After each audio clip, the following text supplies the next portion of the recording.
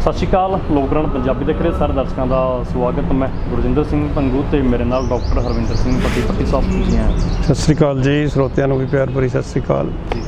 ਦੋਸਤੋ, ਡਾਕਟਰ ਹਰਵਿੰਦਰ ਸਿੰਘ ਪੱਟੀ ਹੋਰਾਂ ਦੀ ਕਿਤਾਬ ਚੰਡੀਗੜ੍ਹ ਦੇ ਵਿੱਚ ਬੁੱਕ ਰਿਲੀਜ਼ ਹੋਈ ਹੈ। ਕਿਤਾਬ ਸਾਡੇ ਨਾਲ ਹੈ, ਡਾਕਟਰ ਸਾਹਿਬ ਦੇ ਕੋਲ ਹੈ ਕਿਤਾਬ ਜੀ। ਵੰਡਨਾਮਾ ਕਿਤਾਬ 1947 ਦੀ ਵੰਡ ਤੇ ਨਾਮ ਆਪਣਾ ਸ਼ਾਰਟ ਲੈ ਲਓ। ਹਾਂ ਨਹੀਂ ਬਸ ਹੁਣੇ ਲੈ ਲੈਣਾ। ਦੋਸਤੋ 1947 ਦੀ ਵੰਡ ਦੇ ਉੱਤੇ ਕਿਤਾਬ ਹੈ ਵੰਡਨਾਮਾ, ਡਾਕਟਰ ਹਰਵਿੰਦਰ ਸਿੰਘ ਪੱਟੀ। ਹਾਲਾਂਕਿ ਅਗਸਤ ਦੇ ਮਹੀਨੇ ਅਸੀਂ ਆਜ਼ਾਦੀ ਦਾ ਦਿਨ ਮਨਾ ਕੇ ਹਟੇ ਹਾਂ 15 ਅਗਸਤ, ਪਰ ਇੱਕੋ ਕਿਤੇ ਨਾ ਕਿਤੇ ਸਾਡੇ ਦਿਲ ਦੇ ਵਿੱਚ ਚੀਜ਼ ਵੀ ਹੈਗੀ ਹੈ ਵੰਡਨਾਮਾ ਦੀ। ਜੋ ਕੁਛ ਹੋਇਆ ਉਹ ਅੰਦਰੋਂ ਪੰਜਾਬੀਆਂ ਦੇ ਨਿਕਲਦਾ ਨਹੀਂ ਹੈਗਾ। ਕਿਵੇਂ ਇੱਕ ਦੇਸ਼ ਦੇ ਵਿੱਚੋਂ ਦੂਜਾ ਦੇਸ਼ ਬਣਿਆ, ਲੱਖਾਂ ਲੋਕ ਉਜਾੜੇ ਗਏ, ਲੱਖਾਂ ਔਰਤਾਂ ਉਧਾਲੀਆਂ ਗਈਆਂ, ਕਿੰਨੇ ਬੱਚੇ ਬੇਘਰ ਹੋ ਗਏ, ਕਿੰਨਾ ਕੁਛ ਤਰਾਸਦੀ ਦਾ ਦੌਰ ਵਾਪਰਿਆ। ਇੱਕ ਉਹ ਦਰਦ ਜੋ ਲਗਾਤਾਰ ਪੰਜਾਬ ਆਜ਼ਾਦੀ ਦੇ ਨਾਲ ਲੈ ਕੇ, ਪੰਜਾਬੀ ਆਜ਼ਾਦੀ ਦੇ ਨਾਲ ਲੈ ਕੇ ਇੱਕ ਦਰਦ ਆਪਣੇ ਨਾਲ ਲੈ ਕੇ ਚੱਲ ਰਹੇ ਨੇ। ਇਸੇ ਕਿਤਾਬ 'ਤੇ ਡਾਕਟਰ ਸਾਹਿਬ ਨਾਲ ਗੱਲਬਾਤ ਕਰਾਂਗੇ, ਥੋੜ੍ਹੀ ਬਹੁਤੀ ਗੱਲਬਾਤ ਆਜ਼ਾਦੀ 'ਤੇ ਵੀ ਕਰਾਂਗੇ। ਡਾਕਟਰ ਸਾਹਿਬ, ਕਿਵੇਂ ਇਸ ਕਿਤਾਬ ਦਾ ਖਿਆਲ ਆਇਆ ਤੁਹਾਨੂੰ ਲੋਕਾਂ ਦਾ ਸਨਮੁਖ ਕੀਤਾ ਜਾਵੇ? ਭੰਗੂ ਸਾਹਿਬ, ਇਹ ਕਿਤਾਬ ਅਸਲ ਦੇ ਵਿੱਚ ਮੈਂ ਲਿਖੀ ਸੀਗੀ 2015 'ਚ ਪਹਿਲੀ ਵਾਰ ਛਪੀ ਸੀ ਗੁਰਮੁਖੀ ਦੇ ਵਿੱਚ। ਫਿਰ ਸਾਨੂੰ ਲੱਗਿਆ ਕਿ ਇਹ ਵੰਡ ਵਾਲੀ ਕਿਤਾਬ ਹੈ ਅਤੇ ਸਾਡੇ ਇੱਕ ਸੀਨੀਅਰ ਪ੍ਰੋਫੈਸਰ ਸੀ, ਪ੍ਰੋਫੈਸਰ ਹਰਜੀਤ ਸਿੰਘ ਗਿੱਲ, ਜਵਾਹਰ ਲਾਲ ਨਹਿਰੂ ਯੂਨੀਵਰਸਿਟੀ ਦੇ, ਉਹ ਕਹਿਣ ਲੱਗੇ ਵੀ ਅੱਧੇ ਤੋਂ ਵੱਧ ਤਾਂ ਪੰਜਾਬੀ ਉੱਧਰ ਨੇ ਜਿਹੜੇ ਵਿਕਟਮ ਵੀ ਸੀਗੇ, ਵੀ ਇਸ ਕਰਕੇ ਇਹਨੂੰ ਉਰਦੂ ਦੇ ਵਿੱਚ ਕਰਿਆ ਜਾਵੇ। ਉਹਨਾਂ ਨੇ ਫਿਰ ਇਹਦੀ ਟਰਾਂਸਲਿਟਰੇਸ਼ਨ ਕੀਤੀ ਉਰਦੂ ਦੇ ਵਿੱਚ 2018 ਦੇ ਵਿੱਚ। ਫਿਰ ਉਹ ਸੀ, ਉਹ ਤੋਂ ਬਾਅਦ ਫਿਰ ਇਹ ਵੀ ਮੰਗ ਆਈ ਕਿ ਜਿਹੜੇ ਨਵੇਂ ਬੱਚੇ ਨੇ ਜਾਂ ਜਿਨ੍ਹਾਂ ਨੂੰ ਗੁਰਮੁਖੀ ਨਹੀਂ ਆਉਂਦੀ, ਸਿਰਫ ਅੰਗਰੇਜ਼ੀ ਆਉਂਦੀ ਹੈ, ਇਹ ਟਰਾਂਸਲੇਸ਼ਨ ਵੀ ਹੋਵੇ। ਇਹ ਆਪਣੇ ਇੱਥੇ ਪ੍ਰੋਫੈਸਰ ਐਂਡ ਹੈੱਡ ਰਹੇ ਨੇ ਸੋਸ਼ੋਲੋਜੀ ਦੇ ਚੰਡੀਗੜ੍ਹ ਯੂਨੀਵਰਸਿਟੀ ਦੇ ਵਿੱਚ, ਮਿਸ ਮੈਡਮ ਕਮੂਲ ਅੱਬੀ, ਉਹਨਾਂ ਨੇ ਟਰਾਂਸਲੇਟ ਕਰਤੀ। ਅੱਜ ਇਹ ਟਰਾਂਸਲੇਟਡ ਵਰਸ਼ਨ ਹੈ ਜਿਹੜਾ ਰਿਲੀਜ਼ ਹੋਇਆ ਇੱਥੇ। ਸੋ ਕਿਤਾਬ ਦਾ ਆਪਣਾ ਇੱਕ ਸਫ਼ਰ ਹੈ ਇਹਦਾ, ਕਿਉਂਕਿ ਇਹ ਬੈਂਤ ਛੰਦ ਦੇ ਵਿੱਚ ਜਿਸ ਤਰ੍ਹਾਂ ਜੰਗਨਾਮਾ ਸੀ ਸ਼ਾਹ ਮੁਹੰਮਦ ਦਾ, ਉਸ ਅੰਦਾਜ਼ ਦੇ ਵਿੱਚ ਲਿਖੀ ਸੀਗੀ। ਪਾਪੂਲਰ ਬੜੀ ਹੋ ਗਈ, ਬੜੇ ਸਾਰੇ ਲੋਕਾਂ ਨੇ ਇਹਨੂੰ ਲਾਈਕ ਕਰਿਆ। ਅਤੇ ਕੁਛ ਮੈਂ ਵੈਸੇ ਲਿਖਣੀ ਤਾਂ ਚਾਹੁੰਦਾ ਸੀ, ਮੈਂ ਹਿਸਟਰੀ ਟਾਈਪ ਲਿਖੀ ਸੀ, ਮਤਲਬ ਇਹ ਹਿਸਟੋਰੀਕਲ ਡਾਕੂਮੈਂਟ ਵੀ ਹੈ ਜੇ ਤੁਸੀਂ ਦੇਖੋਗੇ ਤਾਂ। ਅਤੇ ਪਰ ਕਿਉਂਕਿ ਪੋਇਟਰੀ 'ਚ ਲਿਖਿਆ ਗਿਆ, ਆਮ ਅਨਪੜ੍ਹ ਬੰਦੇ ਦੇ ਵੀ ਸਮਝ ਆਉਣ ਵਾਲੀ ਭਾਸ਼ਾ 'ਚ ਲਿਖਿਆ ਗਿਆ, ਇਸ ਕਰਕੇ ਇਹਦਾ ਇੱਕ ਆਪਣਾ ਸਥਾਨ ਜਿਹਾ ਬਣ ਗਿਆ ਹੈ। ਸੋ ਸਾਰੇ ਲੇਖਕ ਤੁਸੀਂ ਦੇਖਿਆ ਹੀ ਹੈ ਜਿੰਨੇ ਆਏ ਸੀਗੇ, ਆਪਣੇ ਤੇਜਵੰਤ ਮਾਨ ਉਹਨਾਂ ਤੋਂ ਲੈ ਕੇ ਸਾਡੇ ਪੁਰਾਣੇ ਬਾਈ ਚਾਂਸ ਸਵਰਨ ਸਿੰਘ ਬੋਪਾ ਰਾਏ ਨੇ, ਉਹਨਾਂ ਨੇ ਮਤਲਬ ਰਿਲੀਜ਼ ਕੀਤੀ ਬੁੱਕ, ਅਤੇ ਬੜੇ ਸੋਹਣੇ ਵਿਚਾਰ ਆਏ। ਕਿਉਂਕਿ ਪੰਜਾਬੀਆਂ ਦਾ ਇੱਕ ਸਾਂਝੇ ਦਰਦ ਦੀ ਗਾਥਾ ਹੈ। ਇਸ ਤਰੀਕੇ ਦੇ ਨਾਲ ਜੰਗਨਾਮਾ ਜਿਹੜਾ ਉਹ ਰਾਜ ਭਾਗ ਖੁੱਸਣ ਦਾ ਦਰਦ ਸੀ, ਇਹ ਮੁਲਕ ਦੇ ਵੰਡੇ ਜਾਣ ਦਾ ਦਰਦ ਹੈ। ਪਰ ਲੱਖਾਂ ਹੀ ਲੋਕ ਦੇਖੋ ਜਿਹੜੇ ਲੱਖਾਂ ਹੀ ਮਾਰੇ ਗਏ, ਉਧਾਲੇ ਹੋਏ, ਅੱਜ ਤੱਕ ਮਤਲਬ ਕੋਈ ਨਾ ਅੰਗਰੇਜ਼ਾਂ ਨੇ ਅਫਸੋਸ ਕਰਿਆ, ਨਾ ਸਾਡੀ ਇੱਥੇ ਦੀ ਹਕੂਮਤ ਨੇ ਕਰਿਆ ਸੀ, ਨਾ ਪਾਕਿਸਤਾਨ ਦੀ ਨੇ ਕਰਿਆ। ਅੱਜ ਤੱਕ ਉਹੀ ਵੰਡ ਦਾ ਸਿਲਸਿਲਾ, ਜਿਹੜੇ ਆਧਾਰਾਂ ਦੇ ਉੱਪਰ ਇਹ ਵੰਡ ਹੋਈ ਸੀ, ਉਹ ਅਜੇ ਵੀ ਖੜ੍ਹਾ ਹੈ। ਅਜੇ ਅਸੀਂ ਉਸੇ ਤਰ੍ਹਾਂ ਉਹਦੇ 'ਚ ਫਸੇ ਹੋਏ ਹਾਂ। ਸੋ ਮੈਂ ਇਸ ਕਰਕੇ ਲਿਖੀ ਸੀ ਕਿ ਸਾਡੀ ਜਿਹੜੀ ਚੇਤਨਾ ਹੈ ਉਹ ਕਿਤੇ ਇਸ ਤਰ੍ਹਾਂ ਕਿਉਂ, ਜਿਸ ਤਰ੍ਹਾਂ ਬਿਜਲੀ ਚਲੀ ਜਾਂਦੀ ਹੈ ਇੱਦਾਂ ਕਿਉਂ ਹੋ ਜਾਂਦਾ ਸੀ। ਚੰਗੇ ਭਲੇ ਵਸਦੇ ਸੀ। 1947 ਦੇ ਜੁਲਾਈ ਤੋਂ ਸਤੰਬਰ ਤੱਕ ਅਸੀਂ ਜਾਨਵਰਾਂ ਦੀ ਤਰ੍ਹਾਂ ਇੱਕ ਦੂਜੇ ਨੂੰ ਮਾਰਿਆ, ਵੱਢਿਆ, ਖਾਧਾ। ਫਿਰ ਅਸੀਂ ਫਿਰ ਉਹਨੂੰ ਢੱਕ ਟੁੱਕ ਲੈਂਦੇ ਹਾਂ, ਫਿਰ ਉਹ ਉੱਠ ਖੜ੍ਹਦੀ ਹੈ ਬਿਮਾਰੀ। ਮਤਲਬ ਇਹ ਦੌਰੇ ਜਿਹੜੇ ਸਾਨੂੰ ਸਮੂਹਕ ਜੀਵਨ ਦੇ ਵਿੱਚ ਜਾਂ ਸਮੂਹਕ ਕਹਿ ਲਓ ਚੇਤਨਾ ਦੇ ਵਿੱਚ ਪੈਂਦੇ ਨੇ, ਇਹ ਕਿਉਂ ਪੈਂਦੇ ਨੇ? ਮੈਂ ਇਹ ਸਵਾਲ ਨਾਲ ਜੂਝ ਰਿਹਾ ਸੀ। ਫਿਰ ਮੈਂ ਲਿਖਿਆ ਕਿ ਕਿਉਂਕਿ ਸਾਡਾ ਜਿਹੜਾ ਰੂਹਾਨੀ ਹੈਰੀਟੇਜ ਹੈ, ਸਾਡਾ ਸਪਿਰਿਚੁਅਲ ਹੈਰੀਟੇਜ ਹੈ ਜਾਂ ਰੂਹਾਨੀ ਵਿਰਸਾ ਹੈ ਜਿਹੜਾ ਸਾਡਾ, ਅਸੀਂ ਉਹਦੇ ਨਾਲੋਂ ਟੁੱਟ ਗਏ ਹਾਂ। ਇਸ ਕਰਕੇ ਅਸੀਂ ਇਨਸਾਨ ਨੂੰ ਇਨਸਾਨ ਦੇ ਤੌਰ 'ਤੇ ਦੇਖਣ ਦੀ ਬਜਾਏ ਉਹਨੂੰ ਹਿੰਦੂ ਦੇ ਤੌਰ 'ਤੇ, ਮੁਸਲਿਮ ਦੇ ਤੌਰ 'ਤੇ ਜਾਂ ਸਿੱਖ ਦੇ ਤੌਰ 'ਤੇ ਦੇਖਦੇ ਹਾਂ। ਪਰ ਸਾਨੂੰ ਲੱਗਦਾ ਵੀ ਇਹਦੇ ਤੋਂ ਮੈਨੂੰ ਖਤਰਾ ਹੈ ਅਤੇ ਅਸੀਂ ਕਿਉਂ ਨਾ ਪਹਿਲਾਂ ਇਹਦੇ ਲਈ ਖਤਰਾ ਬਣ ਜਾਈਏ। ਸੋ ਇਹ ਇੱਕ ਜਿਹੜੀ ਬਿਮਾਰੀ ਹੈ, ਮਤਲਬ ਉਹ ਹੁਕਮਰਾਨਾਂ ਨੂੰ ਸੂਟ ਕਰਦੀ ਹੈ। ਜੇ ਲੋਕ ਵੰਡੇ ਰਹਿਣ, ਅੰਗਰੇਜ਼ਾਂ ਨੂੰ ਵੀ ਸੂਟ ਕਰਦੀ ਸੀ, ਹੁਣ ਵਾਲਿਆਂ ਨੂੰ ਵੀ ਸੂਟ ਕਰਦੀ ਹੈ। ਡਾਕਟਰ ਸਾਹਿਬ, ਇੱਕ ਸਵਾਲ ਸਾਰਿਆਂ ਦੇ ਮਨਾਂ 'ਚ ਹੁੰਦਾ, ਤੁਹਾਡੇ ਮਨਾਂ 'ਚ ਵੀ ਹੋਊਗਾ, ਕਿ ਕੀ ਵੰਡ ਫਿਰ ਰੋਕੀ ਜਾ ਸਕਦੀ ਸੀ 47 ਦੀ? ਬਿਲਕੁਲ ਰੋਕੀ ਜਾ ਸਕਦੀ ਸੀ, ਬਿਲਕੁਲ ਰੋਕੀ ਜਾ ਸਕਦੀ ਸੀ। ਆਉਣ ਵਾਲੀਆਂ ਪੀੜ੍ਹੀਆਂ ਨੂੰ ਚਾਹੀਦਾ ਇਹਨੂੰ ਅਨਡਨ ਵੀ ਕਰਨਾ ਚਾਹੀਦਾ ਮੇਰੇ ਖਿਆਲ ਦੇ ਵਿੱਚ। ਤੁਸੀਂ ਇਹ ਦੇਖੋ, ਸਾਊਥ ਏਸ਼ੀਆ 'ਚ ਨਿਗਾਹ ਮਾਰੋ ਤੁਸੀਂ, ਸਾਡੇ ਜਿਹੜੇ ਪਹਿਲੀਆਂ ਸਟੇਟਾਂ ਸੀ ਜਾਂ ਸਾਡੇ ਜਿਹੜੀਆਂ ਪਹਿਲੀਆਂ ਸਾਂਝਾਂ ਸੀ, ਉਹ ਸਾਂਝਾਂ ਬਣੀਆਂ ਹੋਈਆਂ ਸੀ ਇੱਕ ਜੋਗ੍ਰਾਫੀਕਲ ਜਿਹੜੇ ਯੂਨਿਟ ਸੀ ਸਾਡੇ, ਉਹਦੇ ਵਿੱਚੋਂ ਪੰਜਾਬੀ ਨੇ, ਜਿਵੇਂ ਪੰਜ ਦਰਿਆ ਸੀ, ਪਹਿਲਾਂ ਸਪਤ ਸਿੰਧੂ ਸੀ, ਬੰਗਾਲੀ ਨੇ, ਜਿਸ ਤਰ੍ਹਾਂ ਕਸ਼ਮੀਰ ਹੈ। ਐਕਚੁਅਲੀ ਬਣਾਉਣੇ ਇਹ ਚਾਹੀਦੇ ਸੀ ਸੂਬੇ, ਇਹ ਸਾਰੇ ਸੂਬੇ ਬਣਾਉਂਦੇ ਇਹਨਾਂ ਨੂੰ, ਜਿਸ ਤਰ੍ਹਾਂ ਉਹਨਾਂ ਨੇ ਯੂਨਾਈਟਿਡ ਸਟੇਟਸ ਆਫ ਅਮਰੀਕਾ ਬਣਾਇਆ ਸੀ, United States of South Asia ਬਣਾ ਲੈਂਦੇ। ਅੱਜ ਦੀ ਸਾਡੀ ਦਸ਼ਾ ਕੀ ਹੈ। ਤੁਸੀਂ ਪਾਕਿਸਤਾਨ ਦਾ ਬਜਟ ਦੇਖੋ ਡਿਫੈਂਸ ਦਾ, ਸਾਡਾ ਬਜਟ ਦੇਖੋ ਡਿਫੈਂਸ ਦਾ, ਜਿਹੜੇ ਬਾਕੀ ਮੁਲਕ ਨੇ ਸ਼੍ਰੀਲੰਕਾ ਜਾਂ ਹੋਰ ਉਹਨਾਂ ਦਾ ਦੇਖੋ। ਜੇ ਅਸੀਂ ਉਹ ਮਤਲਬ ਜੇ ਇਹ ਸਾਰੇ ਇੱਕ ਹੁੰਦੇ ਤਾਂ ਜਿਹੜਾ ਅਸੀਂ ਇੱਕ ਦੂਜੇ ਤੋਂ ਡਰਦੇ ਖਰਚਾ ਕਰ ਰਹੇ ਹਾਂ ਫੌਜਾਂ ਦੇ ਉੱਪਰ, ਬਰੂਦ ਦੇ ਉੱਪਰ, ਵਾਰ ਮਟੀਰੀਅਲ ਦੇ ਉੱਪਰ, ਇਹ ਪੜ੍ਹਾਈ ਤੇ ਐਜੂਕੇਸ਼ਨ 'ਚ ਲੱਗਿਆ ਹੁੰਦਾ ਤਾਂ ਇਸ ਖਿੱਤੇ ਦੇ ਮੁਕਾਬਲੇ ਦੁਨੀਆ ਦੇ ਵਿੱਚ ਹੋਰ ਹੋਣਾ ਹੀ ਕੋਈ ਨਹੀਂ ਸੀ। ਬਿਲਕੁਲ। ਪਰ ਹੁਣ ਵੀ ਕਰਨਾ ਚਾਹੀਦਾ ਹੈ। ਅਸੀਂ ਮਤਲਬ ਤਬਾਹੀ ਦਾ ਸਮਾਨ ਹੈ ਜਿਹੜਾ ਉਹ ਇਕੱਠਾ ਕਰਨ ਦੀ ਬਜਾਏ ਹੋਰ ਅਸੀਂ ਕੁਝ ਵੀ ਨਹੀਂ ਕਰ ਰਹੇ। ਔਰ ਉਹਦਾ ਸਿੱਟਾ ਇਹ ਹੈ ਕਿ ਵੰਡ ਦਾ ਸਿੱਟਾ ਹੈ ਕਿ ਅਸੀਂ ਅਜੇ ਹੋਰ ਸਾਡੇ ਜਿਹੜੇ ਦਿਮਾਗ ਨੇ ਉਹ ਇਸ 'ਚੋਂ ਹੀ ਨਹੀਂ ਨਿਕਲ ਰਹੇ ਅਜੇ ਤੱਕ। ਪਰ ਕਿਤੇ ਨਾ ਕਿਤੇ ਜਿਵੇਂ ਸੈਂਟਰ ਦੇ ਵਿੱਚ BJP ਦੀ ਸਰਕਾਰ ਹੈ, ਉਹ ਹੁਣ ਵੀ ਗੱਲ ਪਾਕਿਸਤਾਨ 'ਤੇ ਜਾ ਕੇ ਖੜ੍ਹ ਜਾਂਦੀ ਕਿ ਪਾਕਿਸਤਾਨ ਨੂੰ ਅਸੀਂ ਐਂ ਕਰ ਦਾਂਗੇ, ਜਾਂ ਸਾਡੇ 'ਤੇ ਪਾਕਿਸਤਾਨ ਨੇ ਹਮਲਾ ਕੀਤਾ। ਇਹ ਇੱਕ ਖਾਸ ਟਾਰਗੇਟ ਪਾਕਿਸਤਾਨ ਨੂੰ ਲੈ ਕੇ ਚੱਲਿਆ ਜਾ ਰਿਹਾ। ਜਿਵੇਂ ਤੁਸੀਂ ਗੱਲ ਕੀਤੀ ਕਿ ਆਉਣ ਵਾਲੀਆਂ ਪੀੜ੍ਹੀਆਂ ਇਸ ਗੱਲ ਨੂੰ ਅਨਡਨ ਕਰਨ, ਪਰ ਕਿਤੇ ਨਾ ਕਿਤੇ ਤਾਂ ਨਫ਼ਰਤ ਭਰੀ ਜਾ ਰਹੀ ਹੈ ਲੋਕਾਂ ਦੇ ਮਨਾਂ ਦੇ ਵਿੱਚ ਕਿ ਅੱਜ ਵੀ ਜੇਕਰ ਤੁਹਾਡਾ ਕੋਈ ਦੁਸ਼ਮਣ ਹੈਗਾ ਤਾਂ ਉਹ ਦੁਸ਼ਮਣ ਤੁਹਾਡਾ ਪਾਕਿਸਤਾਨ ਹੈ। ਦੇਖੋ ਜਿਹੜਾ ਹੁਕਮਰਾਨ ਹੈ ਨਾ ਸੰਗੂ ਸਾਹਿਬ, ਹੁਕਮਰਾਨ ਨੂੰ ਇਹ ਸੂਟ ਕਰਦਾ ਹੈ ਕਿ ਲੋਕ ਨੇ ਜਿਹੜੇ ਉਹ ਬੜੀਆਂ ਲੋ ਬਿਰਤੀਆਂ ਨੇ ਜਿਹੜੀਆਂ ਉਹਨਾਂ 'ਚ ਫਸੇ ਰਹਿਣ, ਕਿਉਂਕਿ ਜੇ ਉਹ ਉੱਥੇ ਫਸੇ ਰਹਿਣਗੇ ਤਾਂ ਹੀ ਤਾਂ ਉਹਨਾਂ 'ਤੇ ਰਾਜ ਕੀਤਾ ਜਾ ਸਕਦਾ ਹੈ। ਜੇ ਉਹ ਇਨਫੀਰੀਅਰ ਹੋਣਗੇ ਤਾਂ ਹੀ ਸੁਪੀਰੀਅਰ ਰਾਜ ਕਰੂਗਾ ਨਾ ਉਸ 'ਤੇ ਬੰਦਾ।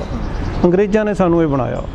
ਸਾਡੀ ਜਿਹੜੀ ਪੋਲੀਟੀਕਲ ਐਲੀਟ ਹੈ, ਚਾਹੇ ਉਹ BJP ਹੈ, ਚਾਹੇ ਕਾਂਗਰਸ ਹੈ, ਚਾਹੇ ਕੋਈ ਹੈ, ਉਹ ਅਜੇ ਵੀ ਅੰਗਰੇਜ਼ਾਂ ਦੇ ਮਾਡਲ 'ਤੇ ਹੀ ਕੰਮ ਕਰ ਰਹੀ ਹੈ। ਮਤਲਬ ਉਹ ਪਾੜੋ ਤੇ ਰਾਜ ਕਰੋ ਦੀ ਨੀਤੀ ਉਹ ਲਾਗੂ ਕਰ ਰਹੇ ਨੇ ਅਸਲ ਦੇ ਵਿੱਚ। ਤੇ ਉਹ ਅੰਗਰੇਜ਼ ਤਾਂ ਜੇ ਫਿਰ ਐਫੀਸ਼ੀਐਂਟ ਸੀਗੇ ਇੱਕ ਹਿਸਾਬ ਦੇ ਨਾਲ, ਮੈਂ ਸਮਝਦਾ ਇਹ ਇਨਐਫੀਸ਼ੀਐਂਟ ਵੀ ਨੇ ਤੇ ਪਾੜੋ ਤੇ ਰਾਜ ਕਰੋ ਦੀ ਨੀਤੀ ਵੀ ਕਰ ਰਹੇ ਨੇ ਇਹ। ਸੋ ਇਸ ਕਰਕੇ ਇਹਨਾਂ ਨੂੰ ਤਾਂ ਸੂਟ ਕਰਦਾ। ਤੁਸੀਂ ਹਿੰਦੂਆਂ ਦੇ ਨਾਂ 'ਤੇ ਰਾਜ ਕਰੋ, ਮੁਸਲਮਾਨਾਂ ਦੇ ਨਾਂ 'ਤੇ ਕਰੋ, ਸਿੱਖਾਂ ਦੇ ਨਾਂ 'ਤੇ ਕਰੋ, ਕਰਨਾ ਤਾਂ ਮੁੱਠੀ ਭਰ ਬੰਦਿਆਂ ਨਹੀਂ ਹੈ। ਤੁਸੀਂ ਆਉਣ ਵਾਲੀ ਪੀੜ੍ਹੀ ਨੂੰ ਐਸਾ ਉਹਨਾਂ ਦੇ ਮਨ 'ਚ ਜ਼ਹਿਰ ਭਰੋ, ਇੰਨੇ ਹਿਪਨੋਟਾਈਜ਼ ਕਰ ਦਿਓ ਕਿ ਤੁਹਾਡੇ ਪਰਮਾਨੈਂਟ ਦੁਸ਼ਮਣ ਨੇ, ਤੁਹਾਡੇ ਸਾਰੇ ਦੁੱਖਾਂ ਦਾ ਕਾਰਨ ਉਹ ਫਲਾਣਾ ਹੈ, ਉਹ ਕਮਿਊਨਿਟੀ ਹੈ, ਔਰ ਸਾਨੂੰ ਤੁਸੀਂ ਚਿੰਬੜੇ ਰਹੋ, ਅਸੀਂ ਤੁਹਾਨੂੰ ਉਹਨਾਂ ਤੋਂ ਬਚਾ ਕੇ ਰੱਖਾਂਗੇ। ਇਹ ਸ਼੍ਰੀਲੰਕਾ ਦੇ ਵਿੱਚ ਆਪਣੇ ਸਾਹਮਣੇ ਹੀ ਹੋਇਆ ਸਾਰਾ ਕੁਝ। ਸੋ ਇਸ ਕਰਕੇ ਸਾਨੂੰ ਲੋਕਾਂ ਨੂੰ ਜਾਗਰਤ ਹੋਣਾ ਪਊਗਾ, ਲੋਕਾਂ ਨੂੰ ਆਪਣੀ ਇਨਸਾਨੀਅਤ ਨੂੰ ਪਛਾਣਨਾ ਪਊਗਾ, ਆਪਣੇ ਭਾਈਚਾਰੇ ਨੂੰ ਤਕੜਾ ਕਰਨਾ ਪਊਗਾ। ਜਦੋਂ ਆਪਣੇ ਭਾਈਚਾਰੇ ਨੂੰ ਤਕੜਾ ਕਰ ਲੈਣਗੇ ਤਾਂ ਤੁਸੀਂ ਦੇਖੋਗੇ ਕਿ ਕੋਈ ਇਹਨਾਂ ਦੀ ਸਾਨੂੰ ਲੋੜ ਹੀ ਕੋਈ ਨਹੀਂ।